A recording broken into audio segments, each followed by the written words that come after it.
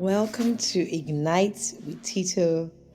And this is the podcast where I share everything about motherhood and what motherhood is teaching me about faith, about life, about God's love for me, and how I'm able to pass that on to my kids. So, my name is Tito, and thank you for listening to my podcast. So last week, I shared my journey to going back to work after being self-employed for years, everything I did to get my first job in the UK, and um just my whole process, right? And I know a couple of people reached out and said how that was very encouraging for them because they're in that transition space. And I just wanted to say this for any moms out there who have taken time off work, maybe to take care of the kids, or due to pregnancy, or just finding yourself, whatever the reason is. I really hope that you know that you're still valuable and you can still find the perfect opportunity for you. Don't forget who you are. You are made to shine. You are made for signs and wonders. You add value wherever you go. You have unique gifts and talents for you. And so take that wherever you go and don't let anybody dim your light. I just thought to say that. When I was sharing on that podcast, I mentioned that I eventually left that job. I think I mentioned I eventually left that job. Actually, I left. So I got my first job, and I think after being there for almost a year, the company announced redundancies. It's interesting. I'm talking about this year in April because it was around this time last year that the company announced redundancies, and I can't forget because it was my birthday. And they announced redundancies, and everybody's job was at risk. Like literally over 300 of us, our jobs were at risk because the company was going through a serious restructure. So we all got redundancy letters. And I remember sharing on one of my blogs then that I wasn't afraid. I had peace in my heart about everything. I just knew that I was in God's love, right? But the thought of not having a job was not an option. I just knew that I would find another job. And God being so kind, I did find another job. What happened was that when the redundancies were announced, everybody started looking for new jobs because we didn't know what was going to happen. Everybody was looking for new jobs. And so I started to apply for jobs, and then I was also sending messages, emails to people on LinkedIn, telling them my profile. I got the LinkedIn Pro package, but I got it for free. One of those trial ones because I didn't want to pay for the full thing. And so I just used the trial ones to find the roles I was looking for, and I was just sending emails. And very few people replied, but I remember seeing a name then, a Nigerian name, and saying, "Oh, I should send her a message." And I sent this lady a message. Hi, A. I sent her a message and I said, "This is what I'm doing. I said that you're recruiting for this role. I believe that I have the experience needed and all of that." And she responded. It turns out that this lady was a lady I'd actually met before a year prior. She unfortunately had dealt with the loss of a baby, and she had reached out to me on Instagram, and we just connected, we talked, and I was just there as a listening ear. Who would have thought that a year later she'll be the recruiter for a role I wanted? Like, God is just such a master planner. And I always say this thing, right? When you're not sure what to do, just do what God says to do. The reason I was able to speak to her at that point was because I was in between. We just moved to the UK. I wasn't sure what I was going to do. So I was just open. And so when she reached out, I was just happy to help. That was all that I knew I could do, just still helping people that were dealing with loss and grief and trauma. And to think that that one act was what then connected me to this lady. And when I needed a job that she was recruiting for, I could message. I didn't even know I'd met her before. It was she that reminded me when we spoke that, "Oh, we spoke last year," and I was stunned. Anyway, so I had this conversation with her, and she says, "Hey, I'm the recruiter. I'm not the one that will actually hire you, but your CV matches, so I'll put it as part of the CV shortlisted." And I got a call. I did the first round of interviews, did the second round, did the third presentation, met with a psychologist. Whew, like 5 stages anyway, and eventually got this job. And it was so amazing because that job was then two times my salary, almost two times my salary of the job that I thought I would be made redundant from.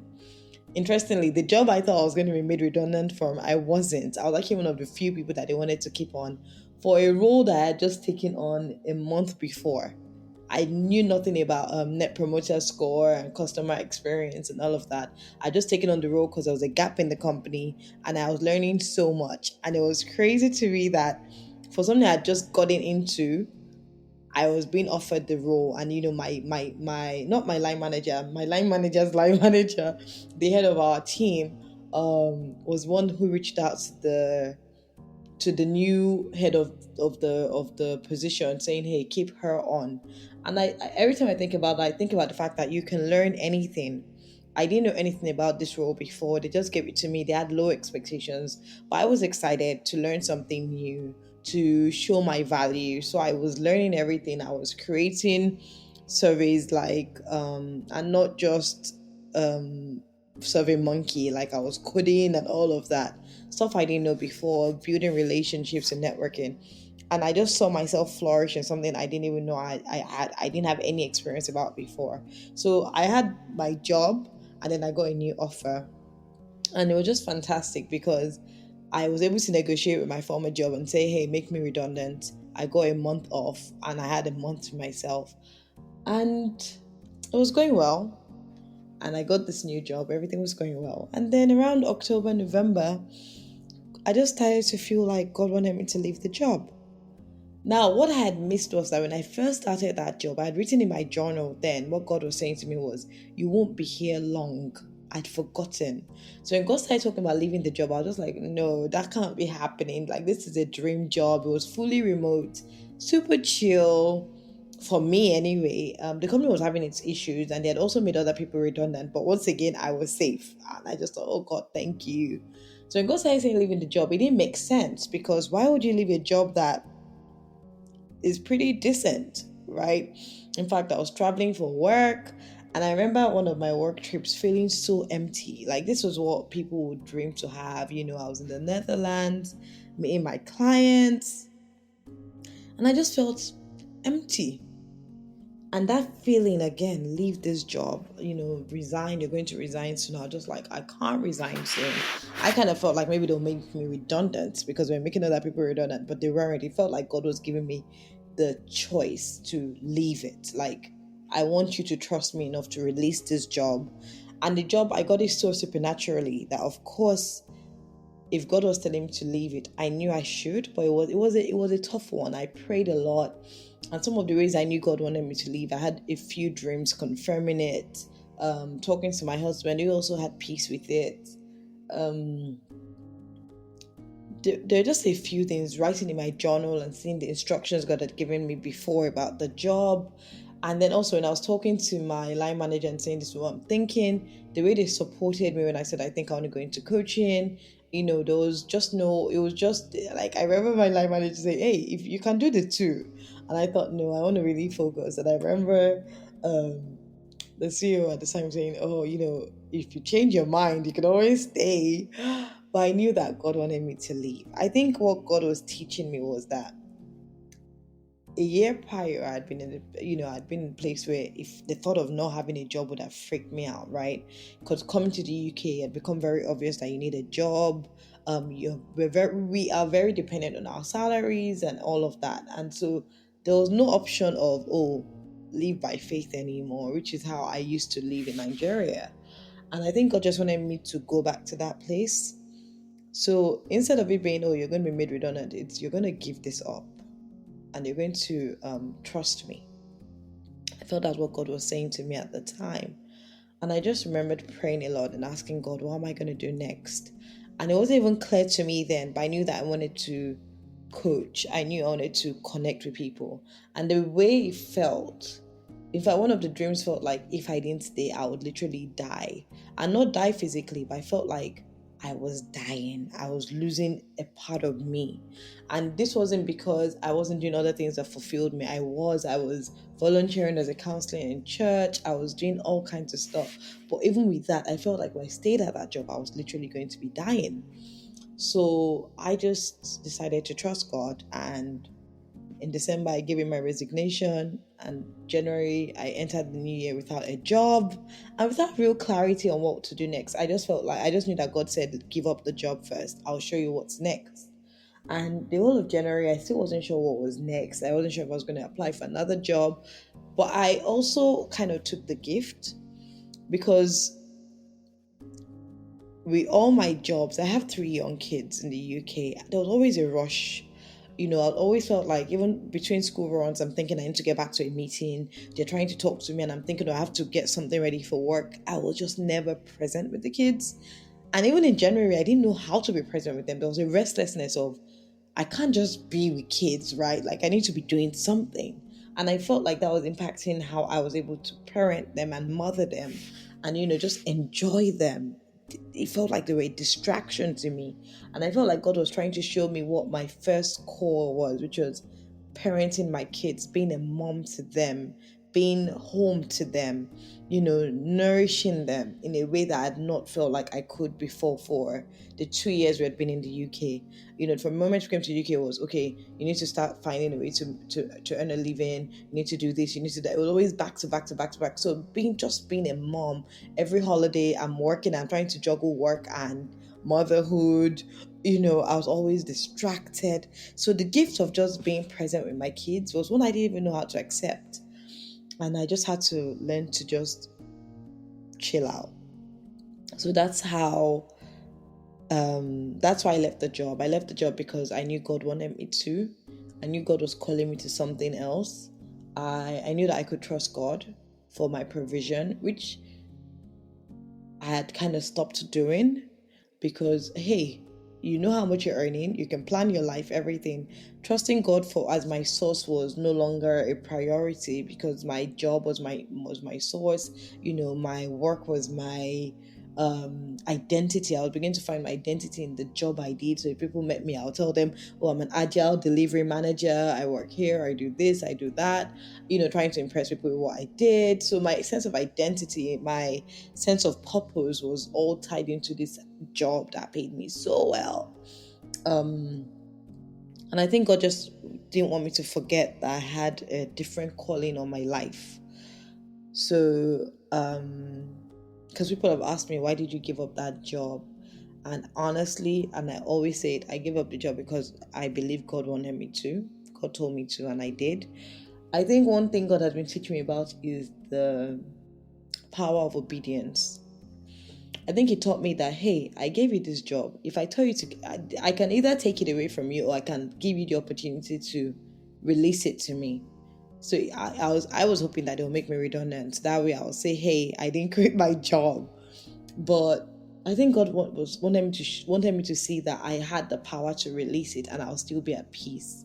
And so, unlike last year when I thought they would make me redundant, I was looking for another job. This year was, okay, I'm going to give up this job because God said to, and I trust Him to provide for me. And it's interesting that around my birthday this year is when that was happening, and now around my birthday last year is when the whole redundancy conversation was happening, and now it's another year. I'm gonna be 38 on Friday, and I'm back to the things God had initially told me was what He was calling me to do, which is coaching, helping women find their light again, helping them feel empowered, helping them find clarity in who they are called to be, especially for moms. I think motherhood with career and raising kids or even those that are waiting to be moms, I think it plays such a number on us. And I feel like I have been given this assignment to help women find their identity in Christ, find their purpose, walk in the light that God has called them to. And I find that when I'm thinking, oh, I've quit my job, I have a new job. My new job is to serve God through this coaching. And I find that my new boss, or my real boss, my Father in heaven, it takes this call very seriously. So it's not something I take lightly. I believe that everybody that comes into my presence should leave feeling empowered, feeling sure of who they are, feeling enlightened, feeling bold and confident of their identity, believing they can do anything, whether at work, whether as mothers, as wives, in their careers, with their relationships. I believe that I want everybody to come in my presence and see what God is saying about them and walk in that so clearly and so confidently. And so it's a call I take very seriously. I think as the past few weeks have passed since I stopped working, I'm getting more clarity on who I am again, which I think I was losing. So yeah, so for those that have always asked, how did I know that that was what God was telling me to do? There were a few confirmations, a few dreams. In my quiet time when I'm praying, I have a few things I wrote down in my journal, and then I'll either have a dream to confirm it or have a conversation with someone and they will confirm it. Also, it's also little things, right? So my birthday is coming. Obviously, if I was working, I would be, I would feel like I could do a lot, and I decided to just limit myself this year, like, just be practical, because we have a few projects that we're planning, my husband and I. So a lot of things are not priority for us because my husband is also being called to um evangelize and take the gospel around the UK, right? So our priority is in that assignment. And my assignment is just reaching out to women and letting them see who they are again, or who they never ever believed they could, helping them to heal from past traumas, helping them to find clarity on who they are, helping them to create action points and to achieve the things God has placed in their hearts. So that's where my heart is. So this birthday, it was always going to just be low key, right? But there are a few things I wanted. So, for example, I wanted to get my hair done, and I was thinking about it. And I live in Cambridge, and the girl that did my hair, braids, by the way, was so expensive. I just thought, God, I can't justify this because I'm not working. And I was just thinking about it. You're just mulling on something. And then I get a message on Instagram the other day, and someone said, "Oh, I feel God saying I should come and help you make your hair." I'm like, what do you mean make my hair? Like, do you do braids? And she sends me a link and she does really good braids. And I thought, wow. And I just felt like that was another sign from God that, hey, we're in this together. I'm not abandoning you. It's not your imagination that I told you to leave the job. Or the other thing that happened the other day, once again, I'm not working. We're saving everything we have. So we don't go as often on dates as possible, but we have a really lovely friend whose kids down babysit for us. And so she messaged and goes, "Oh, Tito, I feel like you guys have not gone anywhere in a while. I know it's because you're not working, and I feel like I want to pay for you to go for dinner. Do you have any celebrations coming? Is there a birthday coming up?" This was weeks ago, and I said, "Actually, my birthday is coming up." She goes, "Oh, I would really love to gift you, a date to go for dinner with your husband." Like, what? What are the chances? Like, how? Like, for me, those are like frivolous things. Get your braids done, go for dinner. Those. And I felt like I just could see God's hug. Like, when He says abundantly more than you can hope for or imagine. And I'm a very simple girl. I'm not, I yearn for simple things in life. I'm not overly, I'm not a vain person. I'm not naturally flashy as a person. I'm not, if you know me, I'm a very simple person. I've learned to be content. So my desires are I just want to be a home that I love. I want my kids to be happy. I want to live the life God has called me to, right? So if I can't afford something, I'm fine. I'm never thinking, oh, I wish I could do. Well, sometimes, yeah, but often I'm content. So when God is out doing extra and say, oh, somebody go and do her braids for her at home, or hey, pay for her to go for dinner for her birthday, I just think, wow, like God. And sometimes I hear Him say, it's because you trusted me to give up something I knew was hard for you to give up.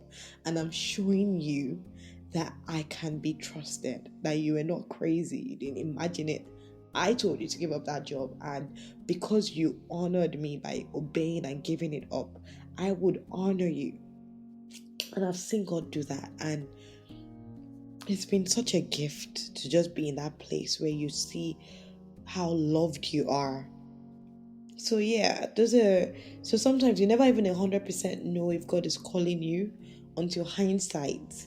And for me, I'm in hindsight season where I just see little things happening.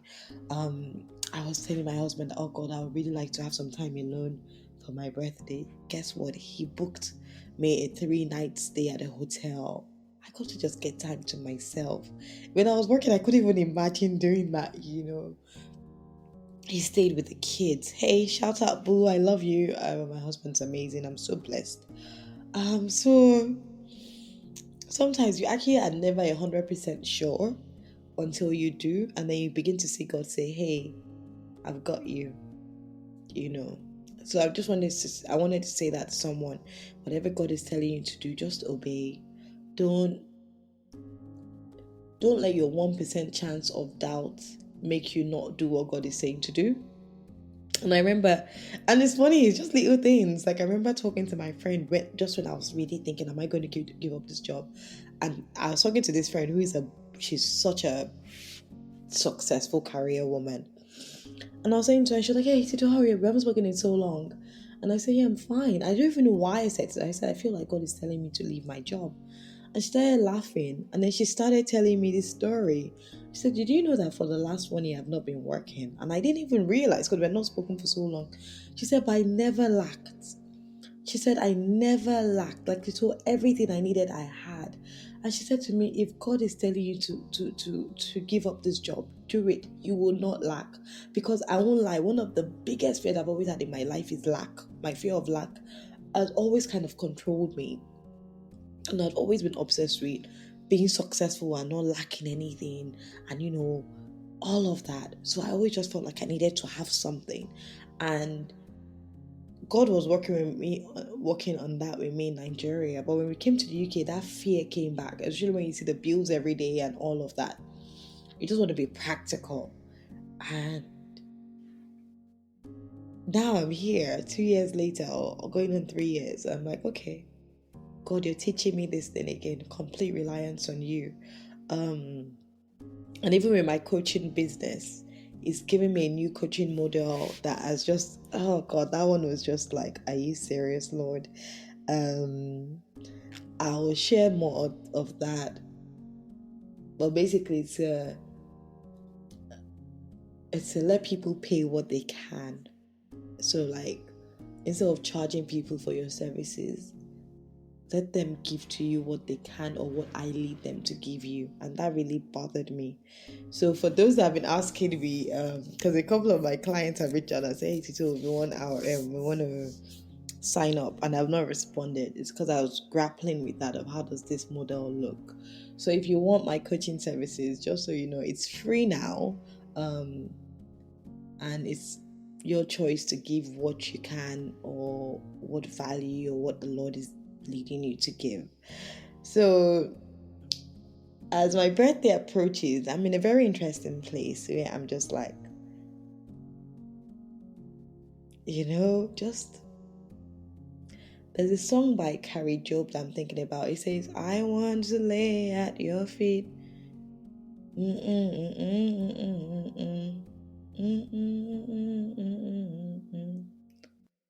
I can't remember the words, but it's just a song of surrender. I'm just in that place of surrender. And I have to remind myself that I don't have to perform particularly exceptional. It's just showing up every day. And I said to God, I say, you know what? If this is what you're telling me to do, if you're calling me to ministry full time, I'm going to show up. I'm going to show up 100%, even more than I showed up at work. I'm going to show up. Like, for you to tell me to do this, Lord, is because you have something you need me to do. It's because it's important. So I'm going to show up for every woman you send my way, every mother you send my way, every person you send my way. I'm going to show up completely, and I will trust you. And so that's the space I'm at. And it's quite freeing. It's quite freeing.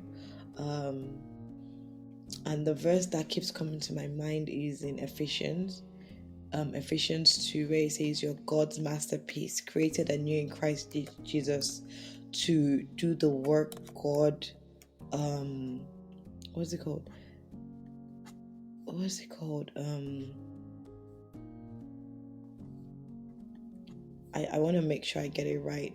Yeah, where God's New International Version says where God's handiwork created in Christ Jesus to do good work, which God prepared for us to do in advance. New Living Translation puts it like this: we are God's masterpiece. He has created us anew in Christ Jesus, so we can do the good things He planned for us long ago. That's the space I am. I'm very aware that I am God's masterpiece, created anew in Christ Jesus to do the work God created for me to do long ago. So I just show up, and I just said to God, I will show up completely. And I also just trust God's kindness and His love. And I know that I'm secure in His love. So for whoever it is that is listening to this and you're grappling with transitions and all of that, I would say this: make sure that you're aligned with God. How do you get aligned? Just spend time with Him. Ask Him, Father, what are you saying? Have your journal ready. Be ready to write things down because you might go back to them. And just say, Father, what you're saying. And just trust. Whatever you believe God is saying, just go with it. If you need to talk to someone and you need someone to help you find the clarity you seek, then reach out to me as well. I'm going to be willing to help you through it. But yeah, just trust God. Just ask, Father, what are you saying? And be ready to obey completely. And remember that God's perfect love casts out fear. So if God is saying do something, just understand that He loves you so much that He will not, let you just go on a free fall. He would catch you, and He will sustain you, and He will protect you. Also, the journey is so personal. I didn't even tell many of my friends before I resigned because I didn't want anybody to come with like rational thinking, because sometimes God's wisdom is foolishness to man. And I didn't want anybody to come and tell me, are you sure? Are you sure? Are you sure? In fact, even a few friends I told, I knew that they didn't get it. So I stopped kind of like asking approval. I just kind of did it. I think the only person was my husband, and he was my partner in it. And so he's good, I'm good. And we've been very good. I'm also choosing this time to try to enjoy being with my kids, to enjoy doing some of the things I love doing, to cook and, to connect with friends and just to be present.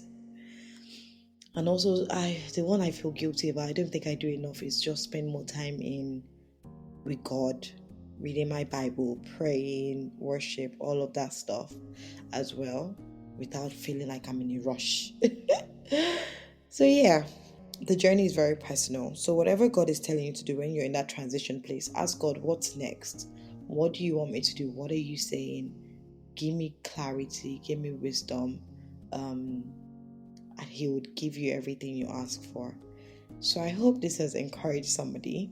I'm sorry I didn't release this last week. I was on my retreat and I hadn't recorded. But yes, I'm doing this now, and I'll probably do another one just around my birthday because I can. Yeah, thank you for listening.